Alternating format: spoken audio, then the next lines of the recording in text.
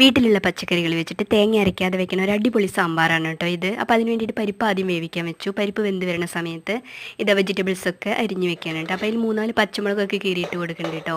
അപ്പോൾ ഇതാ പരിപ്പ് നന്നായി വെന്ത് വന്നപ്പോൾ പച്ചക്കറി ചേർത്ത് കൊടുക്കുകയാണ്. മഞ്ഞൾപ്പൊടിയും കല്ലുപ്പ് ഇട്ടിട്ട് വേവിക്കാൻ വെക്കുകയാണ് കേട്ടോ. അപ്പോൾ ഇതാ പച്ചക്കറിയൊക്കെ നന്നായിട്ട് വെന്ത് വന്നിട്ടുണ്ട് കേട്ടോ.